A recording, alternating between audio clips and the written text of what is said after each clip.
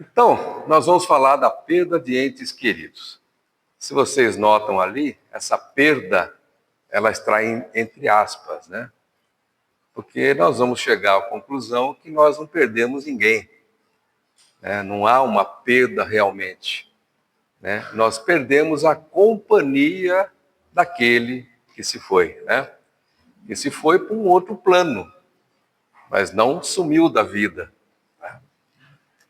Ok? Então nós vamos ver ao longo da palestra, né? Umas questões preliminares. Então a gente tem, é um tema que causa receio e ao mesmo tempo curiosidade. E todos nós encarnados, vamos passar por essa situação. Ou vamos perder alguém que conheçamos, ou alguém vai nos perder, né? Nós vamos ter essa transição e ela é inevitável. Não tem como escapar. Ela faz parte da vida, né? O desencarne, a passagem, a morte, seja qual o nome que seja dado, ela faz parte do ciclo da vida, da sequência da vida. Porém, não é o fim. Ela é o fim de um ciclo e início de um outro. Tá? Então nós vamos ver aqui, né? Por que tanta gente teme esse assunto, não quer falar, tem medo, porque desconhece. Nós temos medo daquilo que não conhecemos, né? Então, se a morte não me é conhecida, se eu não tenho realmente aquela crença, aquela fé fincada, enraizada de que a vida continua, nós vamos continuar tendo medo da passagem, medo da morte. Tá? E a morte realmente existe? Não. O que existe é a morte científica, a morte material do nosso corpo, né? Do nosso envoltório carnal. Então, nós somos feitos aqui na matéria, carne, osso, no meu caso, um pouco de gordura também. Né? Então, é isso que nós compomos aqui, a matéria. Porém, nós somos matéria? Não. Nós somos espíritos, que nesse momento, nessa existência, estamos emprestando, né, um corpo carnal, um corpo material, para poder estar aqui, né, nesse planeta escola. Então, a morte, falando em termos espirituais, a morte não existe. Então, existe a falência dos órgãos, a falência do corpo material. Tá? Esse volta e é reciclado. Né? Esse volta e compõe outras formas de vida. Ah, quer dizer que então eu serei reciclado? Todos nós seremos. A nossa matéria, né?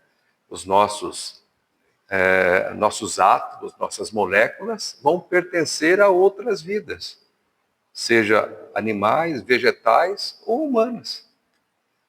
Mas o que permanece? Espírito. Então nós temos que ter isso em mente. Nós somos espíritos e nós não morremos. O espírito jamais morre, ele é imortal. Então nós vamos tirar essa carapaça, essa roupagem, e vamos mudar de plano, vamos para o plano espiritual e retornaremos se assim for necessário, quantas vezes forem necessárias, ok? A morte é um castigo de Deus? Muita gente acha que sim, né? Então, naquelas horas de dor, na perda de um ente querido, às vezes naquele desespero, na falta do conhecimento, do entendimento, a pessoa se revolta com Deus. Puxa vida, eu não merecia isso. Para que fizeste isso comigo? A gente tem que entender aquele momento, porém, não é um castigo. Muito pelo contrário. Muito pelo contrário. A existência no mundo material é uma oportunidade que Deus nos dá de aprendermos, de corrigirmos nossas falhas, de aprendermos com as falhas dos outros e principalmente com o acerto dos outros também e nosso. Tá? Por isso que a gente veio aqui agora num planeta de provas e expiações, para cumprir algumas provas e reparar algumas falhas do passado. Com isso, nós ganhamos um pontinho e vamos caminhando. Tá? Qual é o nosso objetivo? O que Deus prevê para a gente? Sermos perfeitos, sermos anjos, angelicais. E nós estamos nesse caminho. Alguém pode achar, nossa, mas estamos andando bem devagarzinho? Talvez.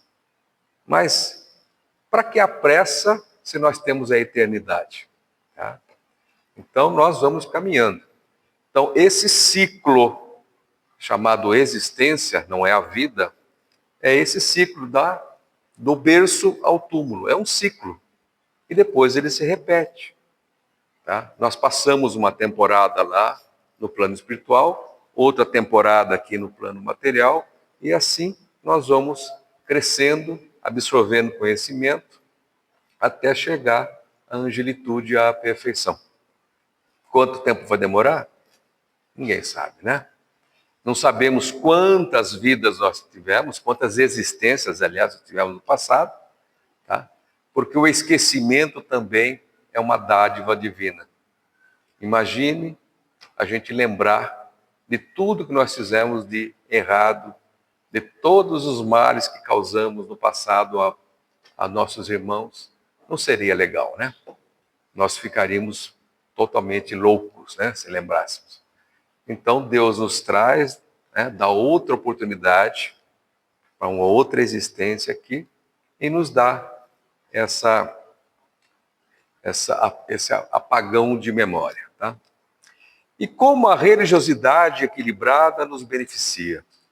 Entenda que eu não estou falando aqui em doutrina espírita, falei religiosidade. Então as religiões, todas elas, né, e religião que vem lá do latim religare, é a ligação do homem com a divindade.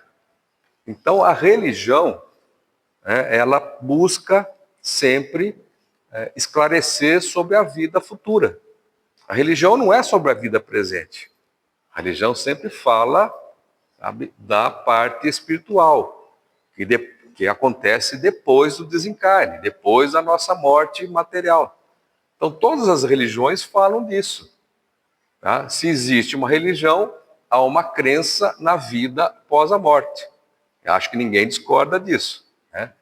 Então, só o ateu, chamado ateu, é que não crê numa vida após a morte. Né? Que na vida é só nessa existência. O que seria uma coisa inútil. Imagine só se nós tivéssemos uma única existência de 80, 90, 100 anos, sei lá, que alguém pode viver aqui, né? Não teria sentido cumprir leis, não teria sentido procurar evoluir, não teria sentido ser bom, porque eu só tenho essa existência, eu vou fazer tudo o que for possível. Então não é assim. E por que a gente não age assim? Porque a gente já vem, né, nessa encarnação com essas leis gravadas no nosso consciente. Por isso que nós queremos fazer o bem, por isso que nós seguimos as leis, ou tentamos seguir pelo menos, né, a maioria delas, porque essa centelha divina nos acompanha, ok? E qual a contribuição da doutrina espírita para essa inevitável realidade, a morte? A doutrina espírita, ela não vou compará-la, nem seria ético comparar com nada, né, outras religiões, mesmo porque ela não é uma religião, tá? Ela é um estudo, ela é uma doutrina, mas o que ela nos traz? Ela tira o véu das coisas, ela revela, ela é uma revelação. Então as verdades estão ali. Alguém interpreta de um jeito, outro interpreta de outro manipula algumas informações, nós sabemos disso. Mas a doutrina não. A doutrina nada nos cobra e muito nos oferece. Ela apenas levanta um véu e mostra a verdade. E qual é a verdade? O Evangelho. Jesus nos trouxe há 2000 anos atrás. Aquelas são as leis, aqueles exemplos têm que ser seguidos. Então é isso que ela nos traz. E ela ajuda muito nesse caso dessa passagem do nosso desencarne, da morte, a nossa viagem, que todos nós faremos, uns mais cedo, outros mais tarde. E com certeza todos nós já passamos pela perda de um ente querido. E sabemos que não é fácil aquele momento, um momento de dor. Ninguém está negando, ninguém precisa ser frio, mas nós precisamos entender para nos ajudar e ajudar ao nosso próximo. Então vamos seguir. E quais as sensações, então, quando nos separamos dos entes queridos? Lógico que não é uma sensação boa. Tá? Não é uma sensação boa naquele momento. Né? Então, nós temos aí, nos sentimos impotentes. Por que impotentes? Porque nada podemos fazer. Nada podemos fazer para reaviver aquele corpo material. Né? Para reviver, não. Tá? Nós sentimos frustrados, sentimos dor física mesmo, né? Angústia pela separação, choro, muito natural, tá? Sentimento de fracasso, porque a gente tenta achar um culpado, né? Quem é que é culpado daquele ente querido que está partindo? Não existe culpado. Se perde a esperança, que não deveria acontecer de maneira alguma, e perde-se o chão. Mais uma vez, se nós tivéssemos, né, eu digo nós, que todos nós somos do mesmo caldeirão, a fé inabalável na vida futura, na vida eterna, e que a vida continua, nós não precisávamos passar por esse sofrimento. Tá? É que ainda a nossa fé não é totalmente 100% enraizada em nós. Né? Ela existe, sim, mas nesses momentos é que nós temos que colocar em prática. Tá? Claro que ninguém vai soltar fogos e fazer festa, não é momento para isso. Mas entender aquela passagem com uma continuidade, como algo natural, mesmo que seja uma passagem mais traumática, como um acidente, uma morte violenta que pode acontecer. Traumatiza um pouco mais, sim, é chocante, né? Mas é necessário. E todo tipo, seja como for que aconteça a passagem, ela está programada, ela tem um propósito para ser naquele momento, daquela forma. Então, tudo que não conhecemos nos causa medo. Então, o resumo dessas sensações negativas ainda é resquício do não conhecermos profundamente o que nos aguarda depois do desenlace. Tá? E, claro, nós não estivemos, quer dizer, estivemos do outro lado, mas não conseguimos lembrar, não conseguimos entender. Mas nós temos o apoio dos irmãos que vêm aqui, por exemplo, e dão seus depoimentos, irmãos desencarnados, tal, que vêm aqui, dão um depoimento. E a gente chega à conclusão que não muda muito. Logo depois do desencarne, nada muda para aquele nosso irmão que foi, para aquele ente. Tá? As mesmas atitudes, pensamentos, os mesmos costumes, ele leva consigo. Não há uma mudança brusca no espírito. Tá? Ele leva tudo, inclusive os vícios, as coisas não tão boas, ele leva também. Para depois vai se aprimorando, depois ele vai peneirando isso aí. Tá? Então é como se tivesse aqui um rio, desse lado estamos na matéria, naquele lado estamos no plano espiritual. Atravessou o rio, a vida continua da mesma forma. Tá? E o que somos nós? Né? Nós, como foi falado já no início, não somos pedaço de carne e osso, e células e tudo mais. Nós somos espíritos que habitam um corpo temporariamente. Então, tem uma alegoria aqui mostrando que essa nossa vestimenta física é como se fosse uma gaiola. E neste momento da existência, nós estamos trancafiados dentro do corpo. Mas a nossa verdadeira vida, ela é espiritual. O espírito não gostaria de estar aqui, preso. Tá? Ele gostaria de estar no plano espiritual, onde ele tem muito mais sensações, muito mais liberdade, né, do que temos na matéria. Mas a matéria é importante, a matéria é a nossa escola. Tá? E alguém poderia falar, não, mas eu nunca vi um espírito. Não, é só olhar do lado. O marido, a mulher, os filhos, o vizinho, são todos espíritos. Né? Então nós vemos espíritos todo momento, todos os dias. Dia e noite, 7 dias por semana, 24 horas por dia. Nós convivemos com os espíritos, e somos espíritos encarnados. E alguns aí vê também os desencarnados, que às vezes pode ser bom ou não tão bom, mas não é o tema da palestra. Tá? Então, se alguém pesquisar lá no Livro dos Espíritos, né, Kardec fez uma pergunta. Ele pergunta o que é a alma? E a espiritualidade maior responde, é um espírito encarnado, ou seja, um espírito dentro de um corpo físico, material. Tá? E aí Kardec torna a perguntar, e o que era a alma antes de unir-se ao corpo? O espírito responde, apenas espírito. Então, antes de se unir ao corpo, a alma é um dos seres inteligentes que povoa o universo e que revestem temporariamente um invólucro carnal para se purificarem e se esclarecerem. Então, o resumo do que falamos até agora. Essa passagem nossa, nesse planeta, nesse momento, nesse século, é uma classe que nós estamos fazendo na escola. Estamos aqui estudando, nos purificando, nos esclarecendo. Outras classes virão, outras escolas serão necessárias.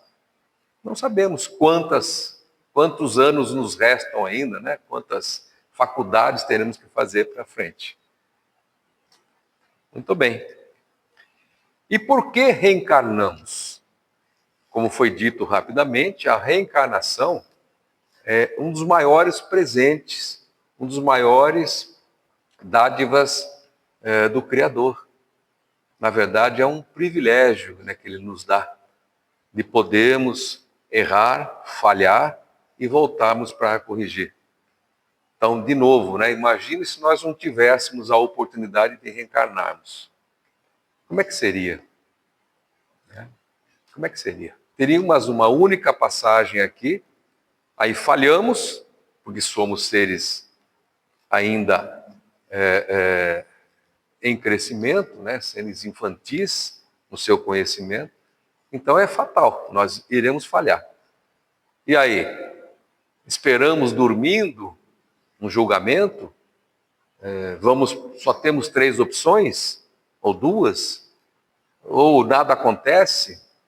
E eu vou conviver com essa falha o resto da minha existência espiritual? Não seria muito justo, né? Não seria muito justo. Sem crítica nenhuma a outras religiões que assim entendem, mas a doutrina não entende. Isso não seria a justiça divina. A justiça divina perdoa. A justiça divina é o amor. E o amor sem perdão não existe. Ninguém consegue amar sem perdoar. Então, o Pai nos perdoa e nos dá outra oportunidade, chamada reencarnação. Mas não está na Bíblia. Está sim, está nas Escrituras. Jesus, por diversas vezes, passa o recado da reencarnação. Né? Não vamos entrar aqui agora nesse detalhe, mas tem sim. Tem várias passagens que ficam muito claras sobre a reencarnação. Tá? Aqui tem uma tirinha, né? Mostrando, então, que um irmão estava lá no plano e resolve reencarnar, né? E ele está lá escolhendo a sua próxima vestimenta.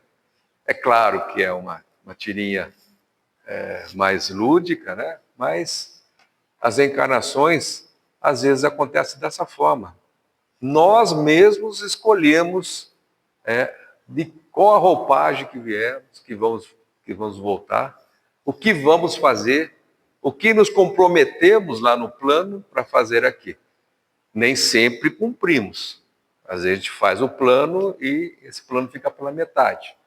Então, existem várias provas que a gente escolhe, né? Ah, mas será que todo mundo tem o direito de escolher? Não. Alguns chegam em condições que eles não conseguem escolher a sua própria reencarnação ou fazer um planejamento. Então, eles são ajudados pelas entidades um pouco mais esclarecidas do plano espiritual e eles são conduzidos aqui compulsoriamente, né? Uma reencarnação compulsória. Então, eles vêm, tá? E para tentar novamente, né, reparar as suas falhas e tudo mais.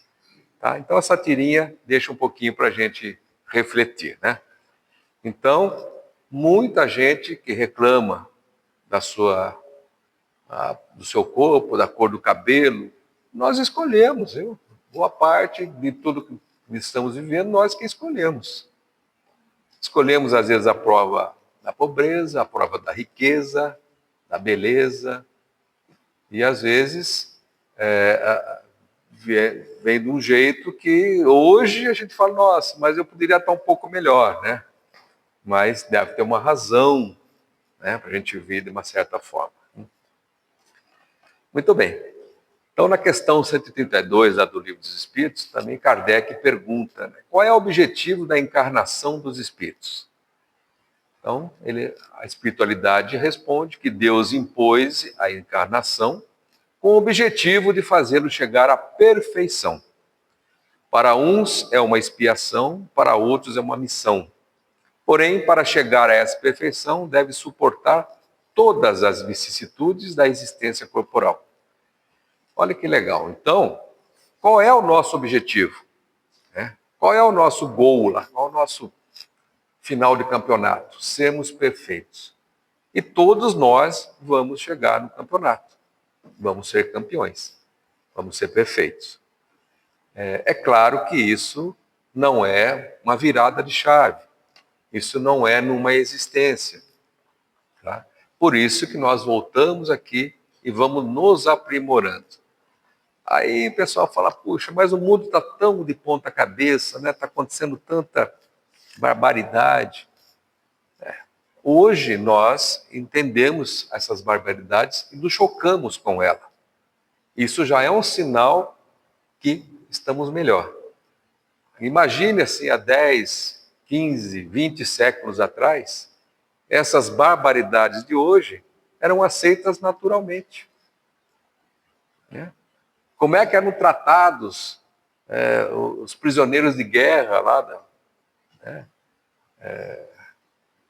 essa guerra das cruzadas, por exemplo?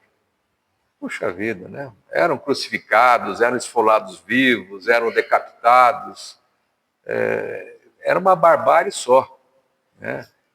E todo mundo achava aquilo normal, era aquele momento, né? Não se tinha essa... Hoje existe essa repulsa. A maior parte das pessoas não aceita mais, né, barbárie, não aceita mais esse tipo de coisa. Então, a humanidade, aos pouquinhos, vem melhorando. É claro que a gente tem um foco naquilo que é errado, nos chama muito atenção. A gente vê a corrupção que está acontecendo no mundo, guerras. Hoje tem mais de 90 guerras acontecendo no mundo. A gente sabe de algumas, né? Mas se for lá para o interior da África, tem guerra civil para todo lado. Então ainda estamos, um povo belicoso, ainda mata os seus irmãos. É complicado, mas é assim. Faz parte da evolução da humanidade. Né? Então aqui é muito perfeita também essa resposta. Nós estamos aqui para atingir a perfeição. E vamos ficar quantas existências necessárias. Por isso que é a dádiva da reencarnação. Bom, eu falei lá que a morte não existe, né? A morte espiritual. Existe a morte dos órgãos, né? A falência dos órgãos materiais. Aí alguém poderia perguntar, mas se a morte não existe, o sentimento de perda é egoísta? Depende, né? Se esse sentimento for realmente carregado de mágoa, revolta, ódio, ele é um sentimento egoísta. Se ele for só aquele momento de dor, ele é perfeitamente compreensivo, né? Mas o que não pode é a gente realmente, num momento de luto, de uma passagem de um ente querido, nós nos revoltarmos, acharmos que fomos punidos, ou aquele ente que está partindo foi punido. Não. Ou culpar a Deus, ou culpar qualquer outra entidade, né? Ou permanecer nesse luto por tempo indeterminado. Não tem razão para isso. Aquela tristeza é necessária, nós passamos por isso. Nós temos apego à matéria, então, né, temos apego à convivência daquele ente que está em desenlace. Porém, temos que entender que é uma coisa natural, todos vamos passar, e depois de um tempo, cada um tem o seu tempinho, né? Aquilo tem que ser absorvido e entender que a vida continua, de quem ficou e principalmente de quem partiu, né? Quem partiu para o plano espiritual, a vida dele continua. E nós não podemos, inclusive, fazemos muito mal. Quando conservamos o luto, nós fazemos mal para aquele espírito que está livre, né, da existência carnal. Então, Chico, através de André Luiz, né? Aliás, André Luiz, através de Chico, nos traz essa mensagem, né? Aqueles que amamos não morrem jamais, apenas partem antes de nós. E não é uma verdade? É uma verdade. A estação dele descer era antes da nossa. Tá? Como a nossa será antes de muita gente que conhecemos. Não tem como evitar. Isso é uma lei natural. Bom, o conhecimento da doutrina dos espíritos pode nos ajudar? Como já falamos, sim, pode nos ajudar. Quem assistiu o filme, né, As Mães de Chico Xavier, se não assistiram, eu recomendo, é um filme fantástico. Chico escreveu milhares de cartas, psicografou milhares de cartas, principalmente de filhos que deixaram suas mães, que partiram antes das suas mães. E realmente o sentimento de uma mãe para um filho é muito forte. Então, muitas mães não se conformavam. Então, Chico, através da ligação com o plano espiritual, trazia cartas, mensagens desses filhos para essas mães. Então, ele acalmou milhares de corações, ele voltou a equilibrar muitas mães que estavam realmente em dor, em prantos, porque conseguiu trazer essa mensagem de que a vida continua. Tá? Então, Chico é um balaústre da doutrina espírita. Né? Então, a doutrina espírita, através dos seus mensageiros, como Chico e outros, nos ajudam, sim, a entender melhor esse fenômeno natural que é o desencarne. E aqui, esse é um banco de uma igreja da Inglaterra, né, onde está escrito aqui, amando para sempre. Né? Ou seja, se nós temos o amor para aquele ente, ele não morre. Esse amor não acaba com o desenlace do ente querido. Ele permanece. E é um caminho de mão dupla. tanto o ente desencarnado também mantém o amor conosco, e nós temos que manter o amor com ele. Ele não acaba com a morte. Tá? O amor não depende de estarmos juntos, não depende de estarmos próximos. Né? Quem tem amigos assim fora do país, ou amigos de infância que até hoje mantém algum contato, ele pode ficar 10, 20 anos longe da gente. Nosso sentimento de amizade, de respeito, permanece o mesmo, não é assim? Não, então o amigo não é aquele que está todo dia com a gente. Se tiver, melhor. Mas mesmo longe, ele continua sendo amigo. Um filho longe continua tendo o amor dos pais. E acredito que o contrário também, né? O filho longe dos pais aí mantém o amor. Então é como se fosse uma viagem. Esse ente que partiu para o plano espiritual fez uma viagem. Né? Ele há de retornar. E nós vamos encontrá-lo, vamos reencontrá-lo. Ou nesse plano, numa outra encarnação, ou no plano espiritual. Né? Seremos sim, estaremos juntos novamente. É uma questão de tempo. Tá? Então, a doutrina, como foi dito, né, ela é uma doutrina reveladora. Ela não cria nada. A doutrina espírita não criou nada. Ela não trouxe aqui nenhum dogma, nenhuma lei, nenhum compromisso que nós temos que assinar e cumprir. Não, nada disso. Ela apenas revela as verdades que já foram trazidas, né? Principalmente por Jesus. Né? Tá. E a gente ouve, né, que pessoas em fase terminal, quer dizer, no finalzinho dessa existência, relatam a presença de entes, né, entes desencarnados. O que isso significa? Será que ele está delirando? Não.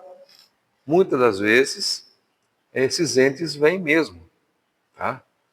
Não só conhecidos, como até alguns que ele não conhece. Mas vão lá prepará-lo, tá?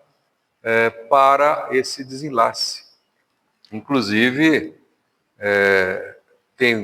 os antigos falavam, né? A melhora da morte.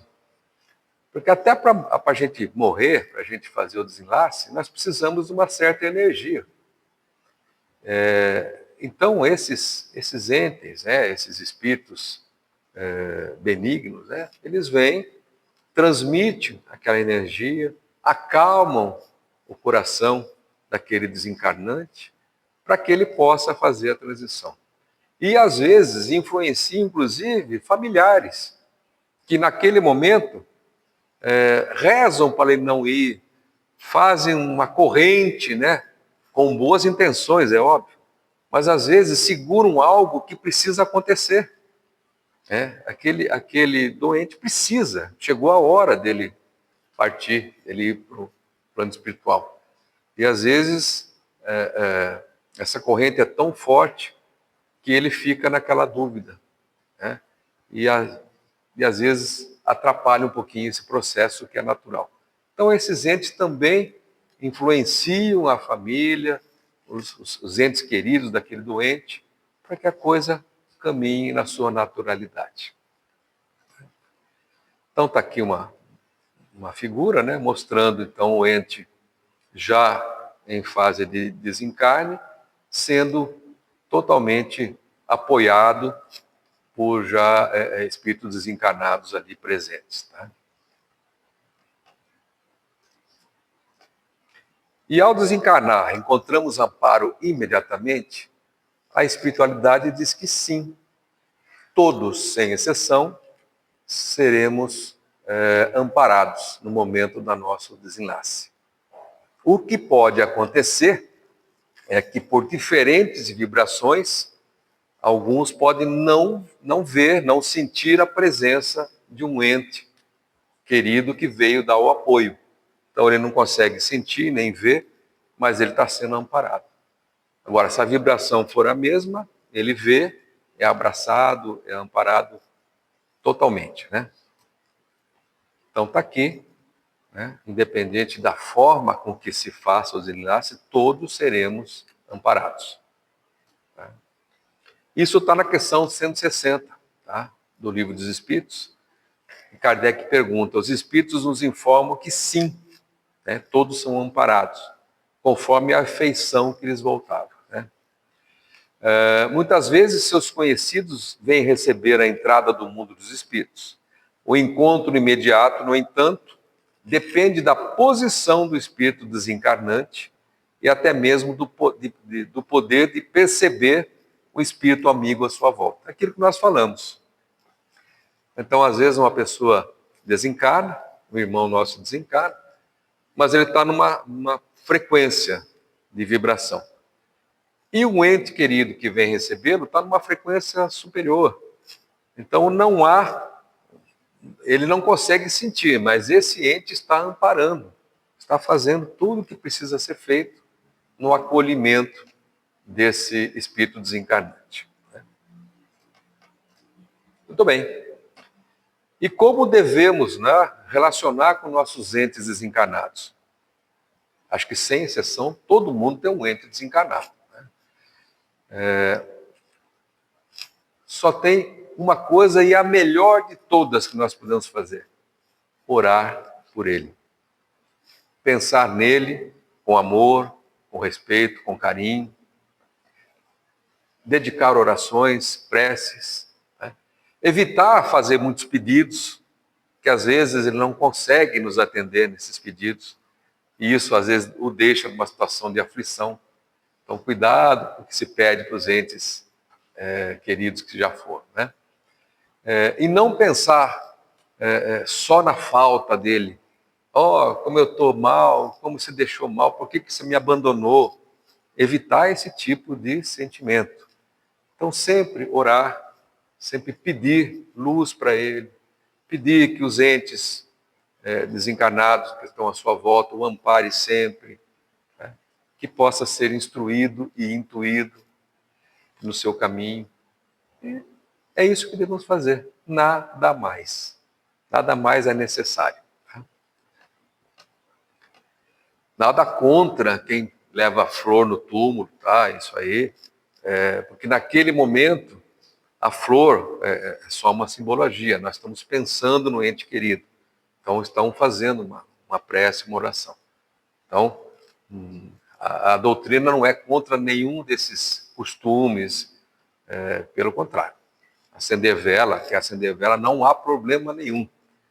Porque o que vai realmente beneficiar o nosso ente querido que está do outro plano é o que nós sentimos, é o que sai do nosso coração. Podemos prejudicar nossos entes encarnados? Com certeza, sim. Mas como que eu posso prejudicar? Sim. Da mesma forma que um espírito desencarnado pode obsidiar um espírito encarnado, o contrário também existe. O encarnado obsidiando um desencarnado. Olha, se você não para de pensar no ente querido que desencarnou, começa a cobrá-lo, começa a exigir coisas, começa a ter o que nós chamamos de luto patológico, ele vai se sentir numa situação difícil, porque ele não consegue atender, ele não consegue entender, mas por que estão me chamando, por que estão me cobrando, o que eu faço? Imagina a situação. Então, nós podemos prejudicar sim. Por isso que só nos resta orar, né, e transmitir amor para o ente querido. Né? Então, aqui nós temos uma figura. Então, o rapaz lá perdeu a noiva, a namorada, e não se conforma. Não se conforma. E ela está ali atrás dele, também não se conformando. Por que ele está tão triste? Por que ele está tão pesaroso, né? E atrapalhando, inclusive, a ida natural dela, pelos caminhos que ela tem que seguir. Tá? Lógico que é uma alegoria, tá? Mas... Aí tem uma questão também, a 936, tá? Que é perguntado a espiritualidade. Como é que as dores inconsoláveis dos que sobrevivem, né? Sobreviveram, afetam os espíritos que causam. Tá? Na verdade, os espíritos não é que eles causam, nós é que causamos, né? Esse destempero todo, por conta de um luto, é nós, não é o espírito desencarnado que está provocando, né? Mas a resposta é: o espírito é sensível à lembrança e à saudade daqueles que amou. Ou seja, a mesma saudade que nós sentimos, ele sente da gente. A mesma falta do contato que nós sentimos, ele sente também, né? Então, a lembrança e a saudade daqueles que amou. Porém, uma dor incessante e destemperada o afeta penosamente, porque ele vê nessa dor excessiva uma falta de fé no futuro e, por consequência, um obstáculo ao progresso e talvez ao reencontro. Ele passa a ficar na dúvida se haverá um reencontro, né? Porque a dor daquele que ficou é tão grande, o afeta tanto, que o espírito desencarnado começa a ficar em dúvida. Então nós temos que nos policiar, né? Orar e vigiar mais uma vez. E aqui está uma tirinha também, né? Aí tem lá na quarta-feira, aqui nós temos o acolhimento, né, fraterno. Aí vem a senhora e fala: me ajude, né? Eu sinto que meu marido não sai do meu lado. E o espírito do marido fala: me ajude. E ela não para de pensar em mim. Quer dizer, né? E está lá o fiozinho amarrando, né? Essa esposa passou pelo luto, tudo mais, mas ela tem que deixar agora a coisa fluir, né? Deixar o marido seguir o teu caminho. E o reencontro acontecerá. Muito bem. E agora tem um lado humano, né? Como é que a gente consola a quem ficou encarnado e teve, então, um ente querido que partiu? É uma situação, às vezes, complicada. A gente não sabe muito bem o que fazer, o que falar, né? Mas o bom senso, né, a doutrina fala que não tem assim, não precisa fazer muita coisa, não precisa fazer um teatro, né? Aqui ele fala, ficar próximo dele, né, daquele que perdeu alguém querido, abraçar. O abraço tem um poder muito grande, né, de troca de energias, de fluidos, né? Fazê-la sentir-se compreendida e segura, deixá-la expressar as tristezas e oferecer os ouvidos, tá? O abraço fraterno e a sua resignação. E o que se deve dizer a um conhecido que acaba de perder alguém? Tudo que for dito deve ser do coração. Tá? A pessoa que está enlutada, ela está muito sensibilizada, muito sensível. E ela vai perceber se aquilo foi só dito da boca para fora ou se nós usamos aquelas frases prontas, né? E é comum, a gente vai num velório, a pessoa, nossa, ele era um anjo. Não era um anjo, né? Não é, nós sabemos. Mas não adianta falar para a viúva que o cara era um anjo. Ela tinha 3 amantes, mas tudo bem, né? Não é por aí. Ou então, nossa, ele parece que está dormindo, está sorrindo. Claro, as funerárias de hoje usam maquiagem, penteiam o cabelo, põem a melhor roupa. O corpo fica bonitinho, até mais bonito às vezes do que estava vivo, né?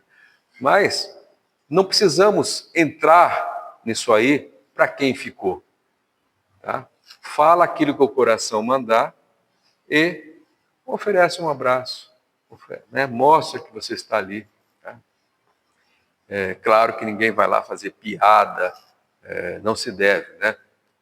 O silêncio e o respeito fazem parte do bom senso. Né?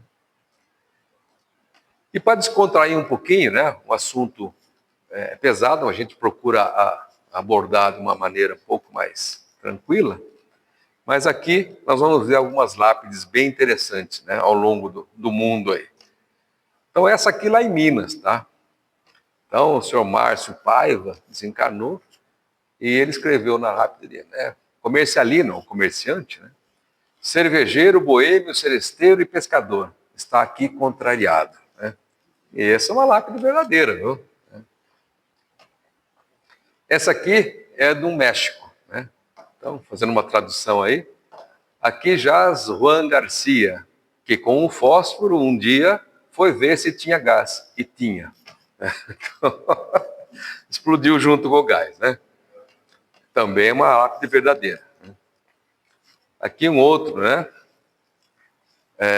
Pensam que vai ficar assim? Eu volto, hein? Com certeza ele era espírita, né? E essa eu acho a melhor, a cereja do bolo, né? Aqui descansa minha querida sogra Maria Gertrudes. Senhor, recebei-a com a mesma alegria com que te mando. É para descontrair, né? Mas assim, tudo isso aí é para dizermos, mais uma vez, que o desenlace, a morte, o desencarne é um processo totalmente natural e é a continuidade da vida, tá? Não é o final. Né? Então, onde existe fé, sempre vai brilhar a esperança. Muito boa noite, muito obrigado pela paciência e pela assistência. Tá? E agora nós vamos passar aos passes.